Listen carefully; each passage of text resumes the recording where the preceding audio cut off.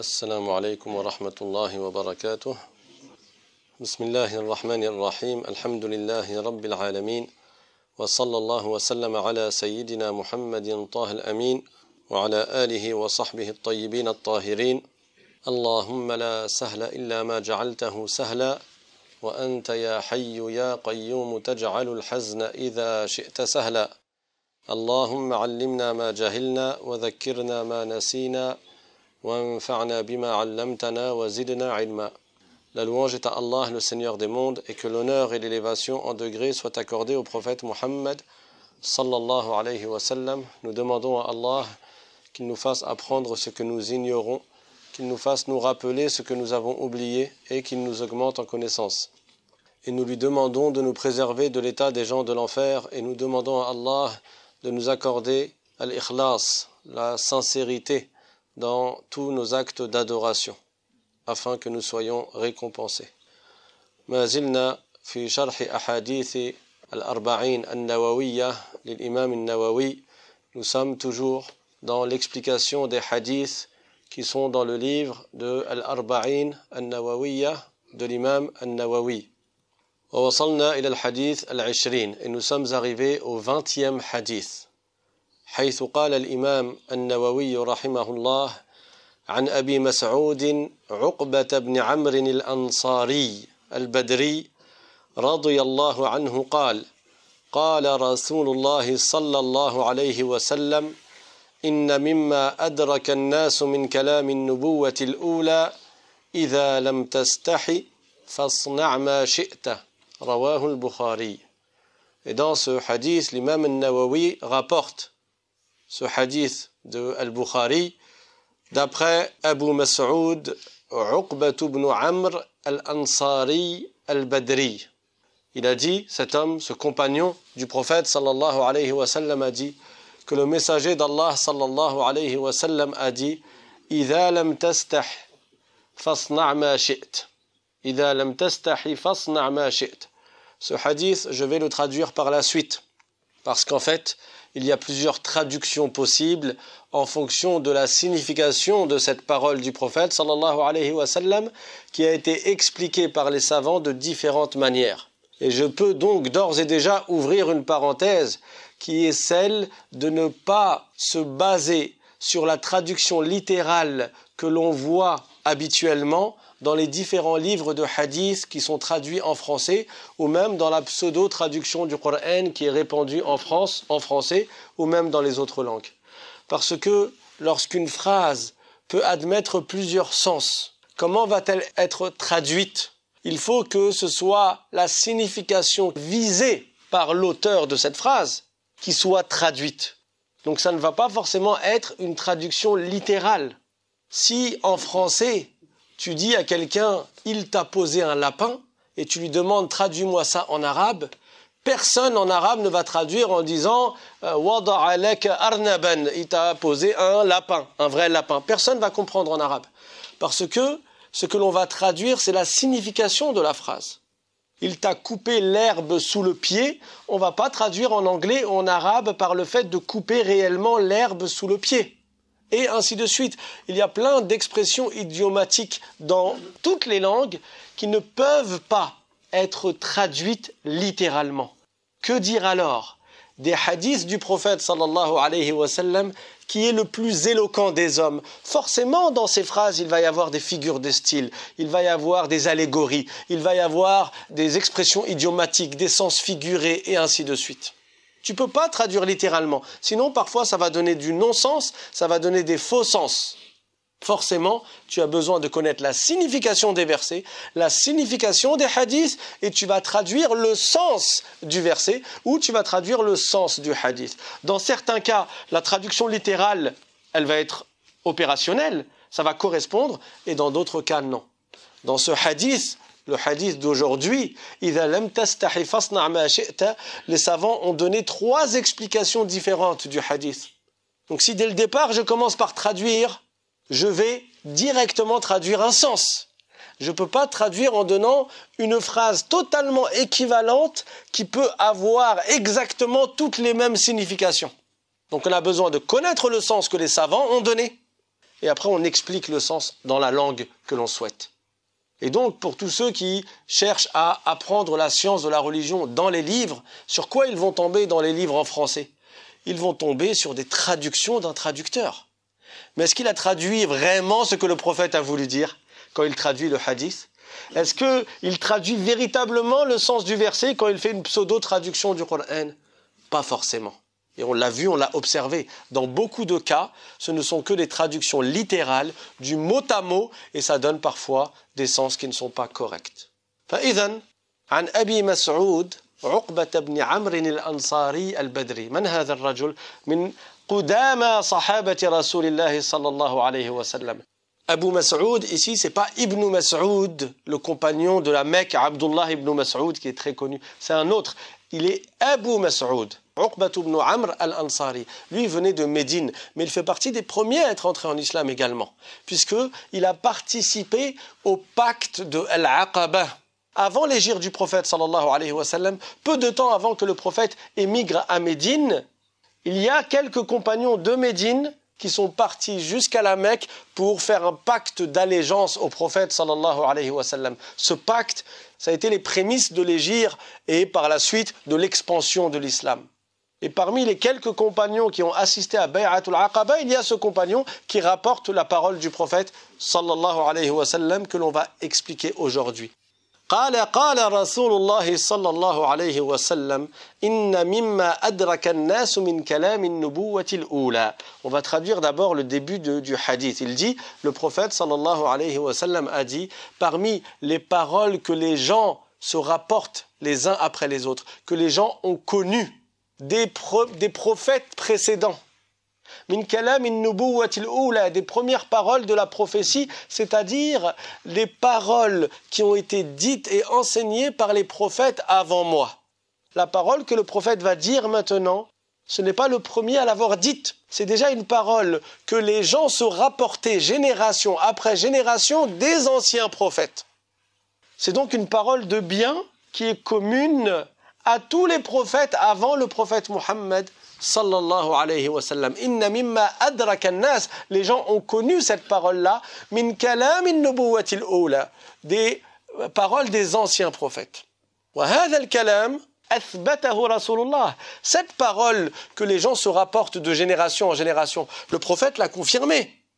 Wa hunaka kathirun min al-kalam yatadawaluhu an-nas عن الأنبياء السابقين لم يثبته رسول الله صلى الله عليه وسلم. Et il y a beaucoup d'autres paroles qui sont rapportées génération après génération, notamment de Banu Israël, les Yahoud de Banu Israël, qui génération après génération ils se rapportaient des histoires, des récits et des paroles des prophètes antérieurs. Qu'est-ce qu'on fait de ces informations que le prophète sallallahu alayhi wa sallam n'a pas confirmées? Si ce sont des propos que le prophète n'a pas confirmés, est-ce qu'on les prend ou on les prend pas? قال العلماء يجوز روايتها من غير إثبات ولا نفي من غير تأكيد وتثبيت ولا نفي. Les histoires des anciens prophètes ou les paroles rapportées par les anciens prophètes que l'on ne voit pas dans le hadith du prophète, qui n'a pas été confirmé, comme on dit, c'est pas dans le Coran ni dans le hadith. Qu'est-ce qu'on en fait?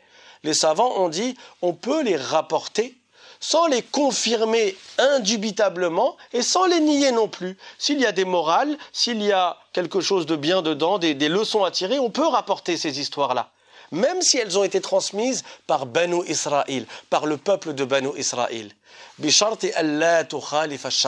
À condition que ces propos-là et que ces informations ne viennent pas en contradiction avec la religion. Donc ce n'est pas parce qu'une histoire que l'on entend d'un ancien prophète, elle n'est pas explicitement citée dans le Coran ou dans le hadith que ça veut dire que tu n'as pas le droit de la raconter. Non, tu peux la rapporter en disant qu'il a été rapporté ceci des anciens prophètes ou telle parole de tel prophète, sans la confirmer parce qu'elle n'est pas dans le Coran ni dans le hadith et sans la nier non plus. C'est possible que ceci soit arrivé.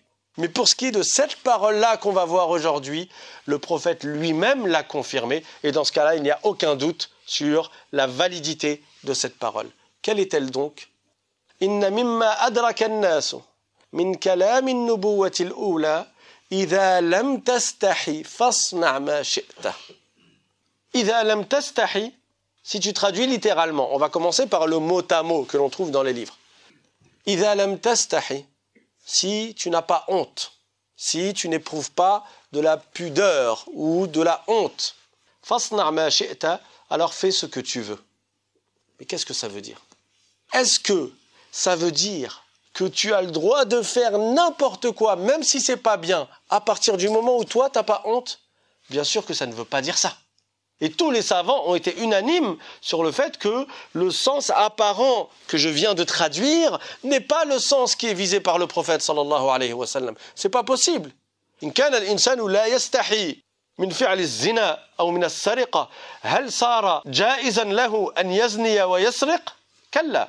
Si quelqu'un n'éprouve pas de pudeur ni de honte à tomber dans la fornication ou à aller voler les gens et cambrioler les gens, est-ce que parce qu'il n'a pas cette honte-là, ça y est, c'est devenu permis pour lui de faire ces choses? C'est pas permis. La fornication est haram. Le vol est interdit. Donc, on sait que le sens apparent, la traduction littérale, c'est pas ça qui est visé par le prophète sallallahu alayhi wa sallam. Mais alors, qu'est-ce que ça veut dire? قال بعض العلماء ظاهر الكلام أمر وقصد الرسول صلى الله عليه وسلم به الوعيد والتهديد. Certains savants ont dit, le sens apparent de la phrase, c'est un ordre, fais ce que tu veux. Le réel sens de la phrase, c'est une menace. C'est une menace qui va être mise à exécution si tu fais ce que tu veux. Si tu n'as pas honte et que tu fais ce que tu veux, alors attends-toi à voir des choses qui vont te déplaire, c'est-à-dire à te faire châtier. كما ورد في القرآن قال الله تعالى فمن شاء فليؤمن ومن شاء فليكفر إنا أعتدنا للظالمين نارا أحاط بهم سرادقها. Dans le Coran, on retrouve le même style de phrase. فمن شاء فليؤمن, c'est-à-dire celui qui veut, qu'il croit. وَمَنْ شَاءَ فَلْيَكْفُرْ. Est-ce que cette phrase veut dire qu'Allah autorise de tomber dans la mécréance? Non. Pourtant, le sens littéral, la traduction littérale, qu'est-ce qu'elle donne? Elle donne « et celui qui veut, qu'il ne croit pas ». Et certains ignorants et faux prédicateurs, ils osent utiliser ce verset pour dire « oui, l'islam autorise à ne pas croire en Dieu, l'islam autorise à insulter le prophète et à se moquer du prophète, parce que Dieu, il dit dans le Coran, celui qui veut, il mécroit ». C'est pas ça ce que Dieu dit. Parce que la suite du verset, qu'est-ce qu'elle nous dit? Inna a'tadna lidh-dhalimina naran ahata bihim suradiquha. Nous avons préparé pour les injustes un feu qui va les entourer de toutes parts. Est-ce que c'est une autorisation pour mécroire? Est-ce que c'est une autorisation pour tomber dans la mécréance? Non, c'est une menace. Mais le sens apparent, la traduction littérale en apparence, c'est un ordre. Mais ça fait partie de la richesse de la langue. C'est de l'éloquence dans la langue arabe. De la même manière, le prophète sallallahu alayhi wa sallam, lorsqu'il nous dit « إِذَا لَمْ تَسْتَحِي فَاصْنَعْ مَا شِئْتَ » si tu n'as pas honte, alors fais ce que tu veux. Ça ne veut pas dire que tu as le droit alors de faire ce que tu veux. Non. Ça veut dire, si tu fais ce que tu veux parce que tu n'as pas honte vis-à-vis d'Allah et même vis-à-vis des gens bien, tu n'éprouves pas de la pudeur, tu n'éprouves pas de la honte à commettre des péchés, alors vas-y, fais-les et tu verras ce qui va t'arriver. Ça veut dire que tu mérites un châtiment si tu les fais. Et donc c'est une menace, c'est quelque chose qui est strict et ferme, c'est une interdiction à faire les actes qui sont blâmables. Et donc ce dont doit se doter le musulman, ma yambari an yattakhidha al-muslimu shimatan lahu al-haya. Qala Rasulullah sallallahu alayhi wa sallam al-haya'u min al-iman. Le prophète sallallahu alayhi wa sallam, il nous incite à avoir cette pudeur-là, cette bonne timidité. Pudeur vis-à-vis d'Allah, de sorte à ne pas lui désobéir, à ne pas faire ce qu'il n'agrée pas. Et pudeur vis-à-vis des gens bien, pas vis-à-vis des gens qui sont dans le haram et dans le vice et dans la décadence et la déchéance. Non, parce que ces gens-là, ils considèrent bien ce qui est mauvais et ils considèrent mauvais ce qui est bien. Mais vis-à-vis des vertueux, celui qui éprouve de la pudeur, de la honte, de la timidité, cela va le pousser à s'éloigner des actes qui sont blâmables, des actes qui sont préjudiciables. des actes qui ne sont pas bien en islam. Et ça, c'est quelque chose de louable. Al-haya, la timidité, la pudeur.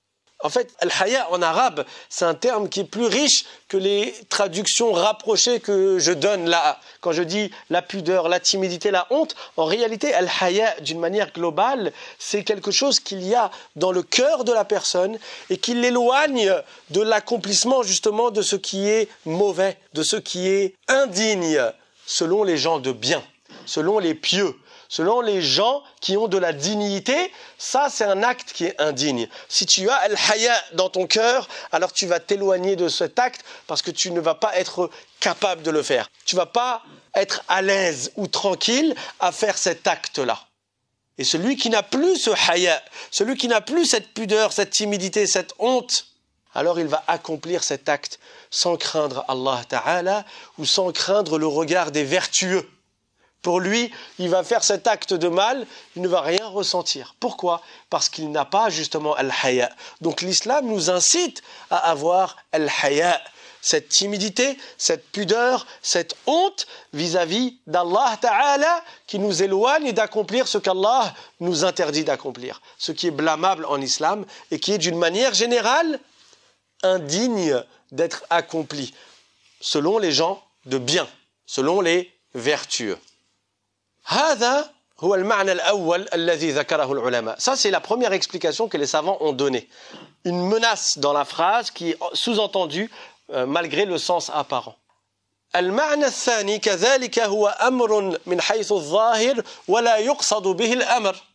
Deuxième cas de figure, c'est qu'en apparence, c'est un ordre, fais ce que tu veux, mais dans la réalité, c'est juste une information. Yuradu bihi al-ikhbar. Le prophète sallallahu alayhi wa sallam, il nous donne juste une information.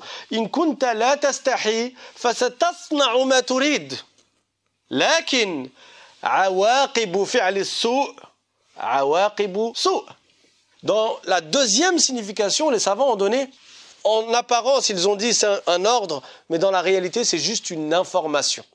Et là encore, ça indique une menace.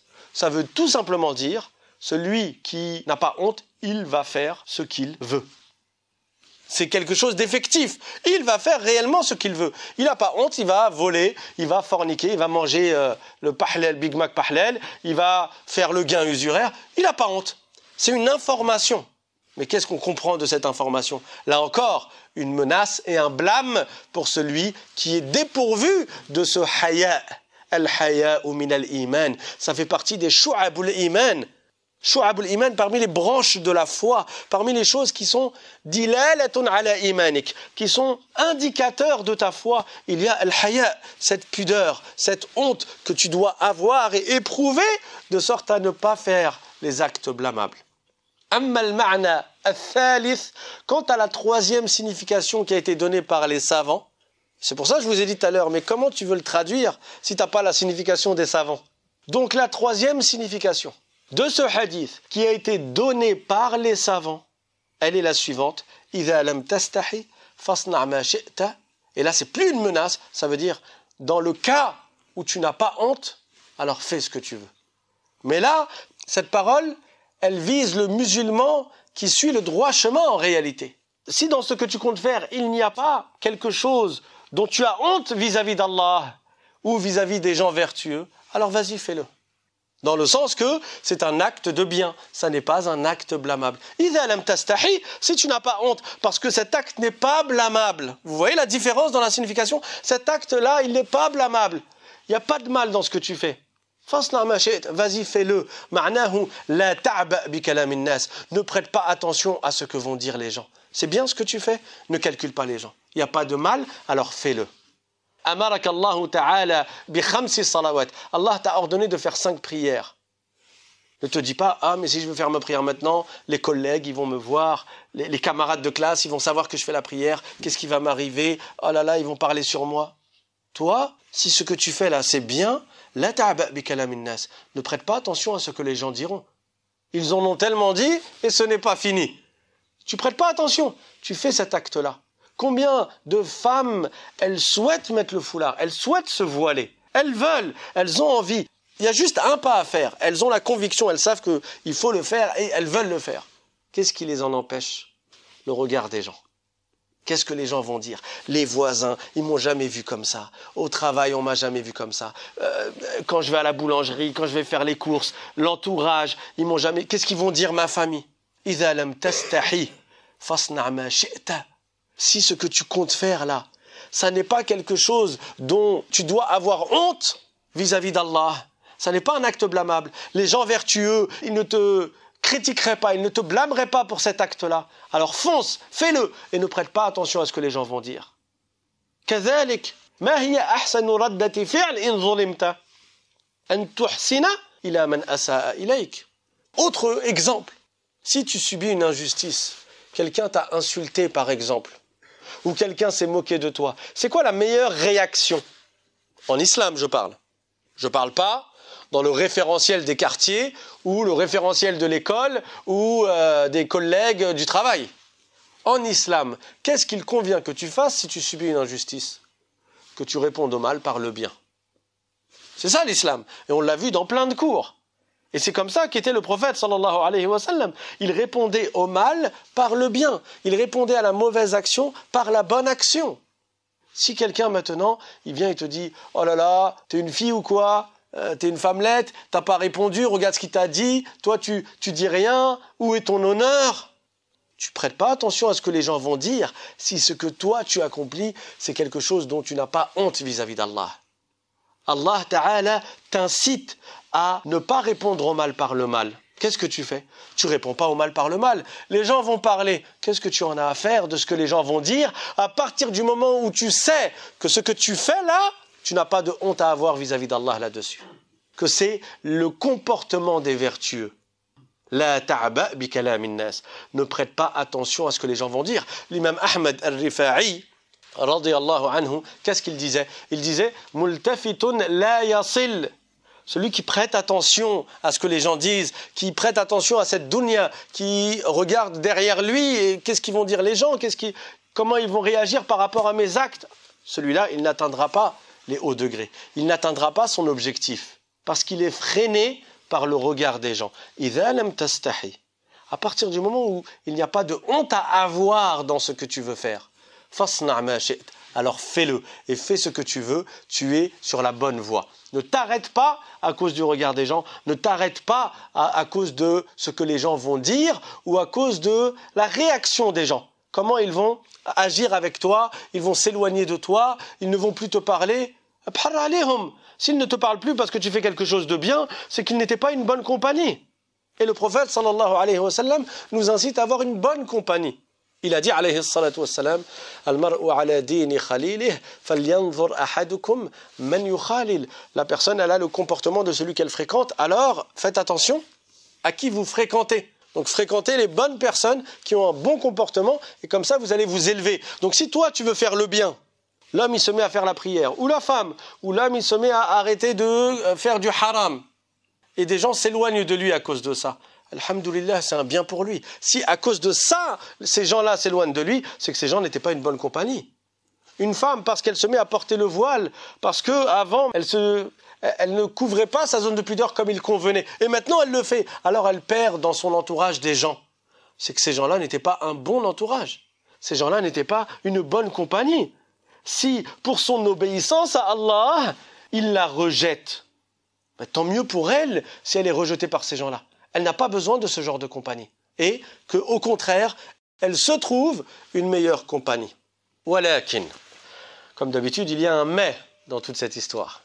Al-haya'u mamdouh in kana yub'iduka an fi'li al-qabih wa yahuthuka ala ta'atillah. Cette timidité dont on parle depuis tout à l'heure, cette pudeur, cette honte, dans quel cas elle est louable? Dans quel cas c'est bien? Dans quel cas ça fait partie de l'iman, de la foi? Dans le cas où ça t'empêche de faire quelque chose de blâmable, de faire quelque chose de sale, de boire de l'alcool, de tomber dans la fornication ou dans les préliminaires de la fornication, de commettre un acte illicite, de consommer une substance illicite. Ça t'éloigne de ce qui est blâmable.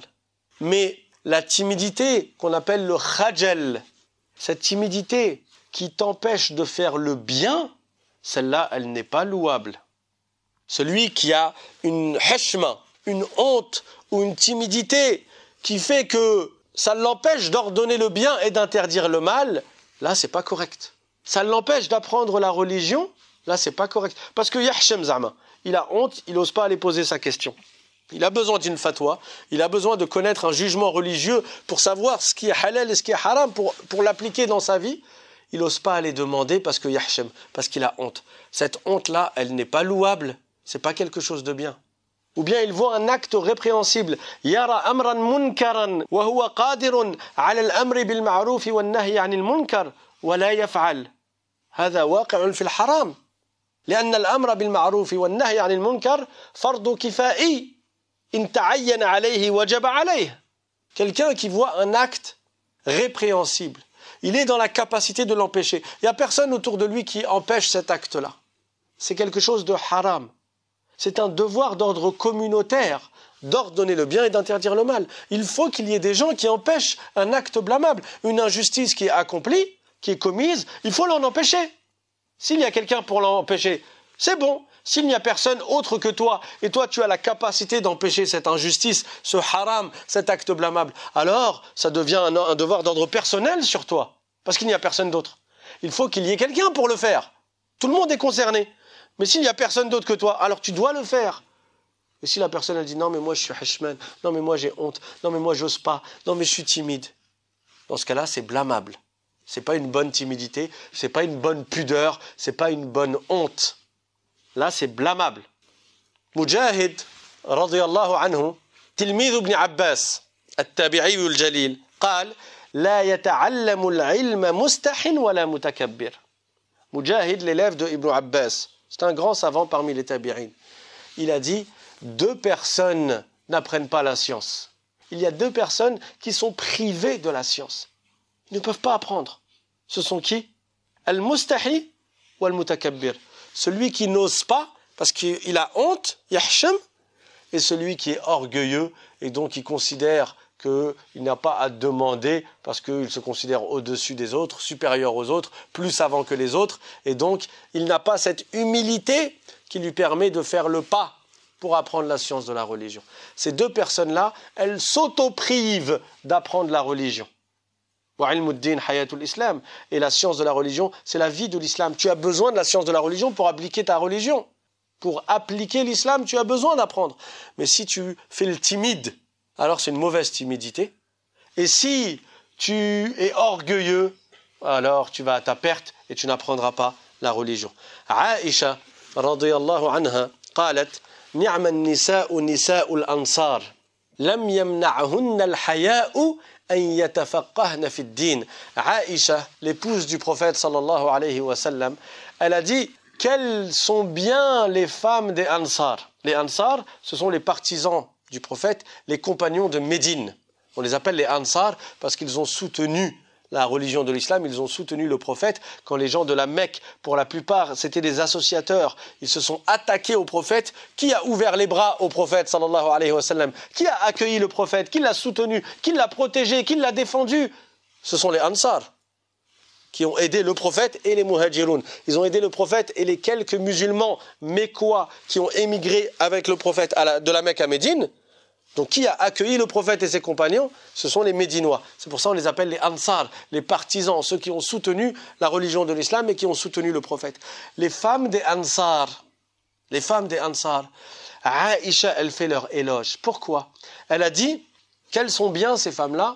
Lam yamna'hunna al-haya'u an yatafaqqahna fi ad-din.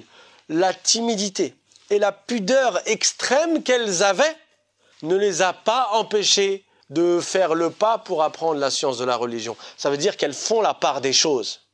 Nisa'ul Madina, ma kana yura minhunna illa 'aynun wahida.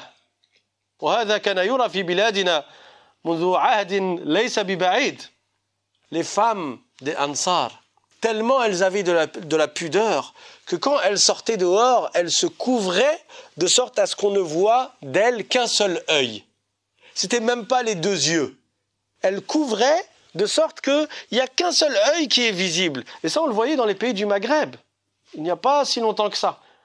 Il y a quelques années encore, avant Internet et Facebook et télé-réalité et tout ça, et les téléphones et les réseaux sociaux, où tu vois maintenant des femmes dans nos pays malheureusement dévêtues qui se mettent à danser sur TikTok et compagnie. Il y a quelques années, on était déjà vivants. Les femmes, elles sortaient, on ne voyait au bled qu'un seul œil. Et dans les pays du Maghreb, jusqu'à récemment, il n'y a qu'un œil qui était vu de la femme qui sortait, les personnes âgées. Mais ça n'a pas empêché aux femmes des Ansar d'apprendre la science de la religion. Elles apprenaient la science de la religion. Elles ne disaient pas « Oh non, mais j'ose pas. Oh non, mais j'ai honte. J'ose pas aller poser ma question. » Même dans des sujets parfois sensibles ou parfois délicats, elles allaient poser leurs questions parce que al-haya, qui fait partie de la foi, la pudeur et la timidité qui fait partie de la foi, c'est laquelle? C'est celle qui t'empêche de faire un acte répréhensible, un acte qabih, blâmable, un acte qui est laid. Amma an tatruka ta'at Allah haya'an wa istihya'an min an-nas fahadha madhmoum. Mais que tu délaisses l'obéissance à Allah parce que tu as honte devant les gens, alors ça c'est un acte qui est très bas. Ça c'est très blâmable. بعض الناس يضحون بطاعتهم لربهم مراعاة لسمعتهم بين الناس. Il y a des gens qui sacrifient l'obéissance à Allah pour plaire aux gens. Ils sacrifient l'adoration d'Allah, l'obéissance à Allah, les ordres d'Allah que tu dois appliquer. Ils les sacrifient pourquoi? Parce que le regard des gens est important pour eux. Ce que les gens vont dire, ce que la société va dire. Dans ta tombe, tu seras tout seul, tu seras toute seule. Et chacun de ces gens-là sera tout seul également. Et chacun devra répondre de ses actes. Est-ce que c'est intelligent de faire prévaloir le regard des gens et l'estime que les gens vont avoir de toi? De faire prévaloir ça alors que ces gens-là, ils seront dans leur tombe eux aussi comme toi. À l'obéissance à Allah qui va te juger dans l'au-delà, qui va te rétribuer, soit par la récompense dans le paradis, soit par le châtiment. Donc l'intelligent, c'est celui qui fait prévaloir l'obéissance à Allah. إِذَا لَمْ تَسْتَحِي فَاصْنَعْ مَا شِئْتَ. Si tu n'as pas de honte à avoir dans cet acte-là, vis-à-vis d'Allah, par rapport à la religion de l'islam, ça n'est pas blâmable, c'est bien, ne prête pas attention à ce que les gens vont dire. إِذَا لَمْ تَسْتَحِي فَاصْنَعْ مَا شِئْتَ. وهذا الحديث رواه البخاري في الصحيح وهو ممن فرد البخاري عن مسلم في أحاديثه. Donc ce hadith, il a été rapporté par Al-Bukhari dans son Sahih et il fait partie des hadiths qui n'ont pas été rapportés par Muslim, parce que souvent on entend parler de hadiths qui sont muttafaqun alayh.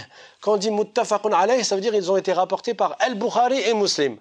Al-Bukhari et Muslim, qui sont les deux grands rapporteurs de hadith, les deux plus grands. Et Muslim, c'est l'élève de Al-Bukhari. Muslim, c'était l'élève de Al-Bukhari.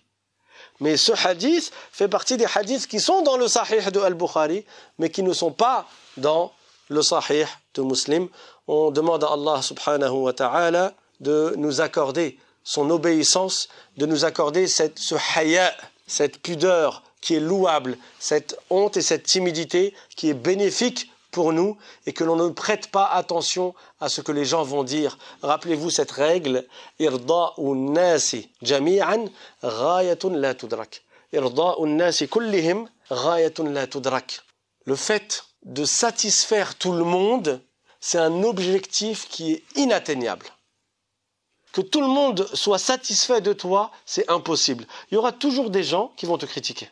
Tu fais le bien, des gens vont te critiquer. Tu fais le mal, des gens vont te critiquer. Tu fais quelque chose de ni bien ni mal que tu as le droit de faire, des gens vont te critiquer. Vous connaissez l'histoire qui est racontée d'un homme qui avait son enfant et qui avait un âne avec lui. Alors, je ne me rappelle plus de l'histoire dans l'ordre, mais la morale c'est la même et je pense que vous la connaissez tous. À un moment donné, il marche et il met son enfant sur l'âne et il marche lui en tenant la lanière de l'âne et il fait avancer l'âne comme ça avec son enfant. Et là, il passe devant un groupe de gens et ils disent « Mais c'est quoi ça ? L'enfant, il est jeune, il est encore vigoureux, il a plein de force. L'homme, il est âgé, c'est à l'homme d'être sur l'âne et c'est à l'enfant de marcher. C'est n'importe quoi ce qu'ils font. » Alors, il entend ce que ces gens-là ont dit. Et qu'est-ce qu'il fait ? Il change. Il pose son enfant par terre et c'est lui qui se met sur l'âne. Et il commence à marcher. Et là, il passe devant d'autres personnes qui disent quoi ? Mais c'est quoi ça ? Cet enfant mesquine, Il est petit, normalement c'est à lui d'être sur l'âne. L'homme il est fort, il est en pleine force, il est âgé, c'est à lui de marcher. C'est lui le padre, c'est lui le papa, c'est à lui de marcher et de mettre son enfant sur l'âne. Il entend ça. Qu'est-ce qu'il fait? Il prête attention à ce que ces gens ont dit. Alors, il se dit, bon, je me mets moi et mon enfant sur l'âne. Il se met lui et son enfant sur l'âne et ils continuent leur chemin. Et là, il tombe sur un troisième groupe de gens qui disent, mais ils n'ont pas honte ces gens-là? Ils font souffrir cet animal, tous les deux sur l'animal? Ça se fait pas. Il entend ce qu'ils disent, alors il dit, bon d'accord. Il descend et il fait descendre son enfant et il commence à marcher. Et là, il entend un quatrième groupe de gens qui disent, mais ils sont bêtes ou quoi ces gens-là? Ils ont un âne et ils s'en servent même pas. Quoi que tu fasses du bien ou que tu fasses du mal, tu auras toujours quelqu'un qui va dire, tu n'aurais pas dû faire ça, pourquoi tu as fait ça, c'est quoi ça? Alors, dans tout ce vacarme-là et dans tout ce grabuge, qu'est-ce que tu te dois de faire? Suivre le chemin qu'Allah agrée.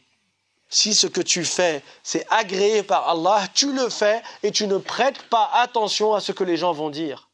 Tu ne recherches pas le regard des gens, l'estime que les gens vont avoir de toi. Ils vont te descendre, ils vont te monter, peu importe. Toi, ce que tu cherches, c'est l'agrément d'Allah subhanahu wa ta'ala. Comme l'a dit l'imam Ahmad al-Rifa'i, radiyallahu anhu, multafitun la yasil, c'est-à-dire celui qui se préoccupe, celui qui n'est pas focus sur son objectif qui est l'agrément d'Allah, qui est d'atteindre la piété et la sainteté. Mais il ne l'atteindra pas, parce qu'il s'arrête sur des choses sur lesquelles il ne doit pas s'arrêter. Il s'arrête sur des choses sur lesquelles il ne doit pas s'arrêter. Nas'alullah ta'ala as-salamah wa an yarzuqana imanan kamilan. Allahumma atina fid dunya hasanah wa fil akhirati hasanah wa qina adhaban nar. Allahumma la tuzigh qulubana ba'da idh hadaytana وهب لنا من لدنك رحمة إنك أنت الوهاب.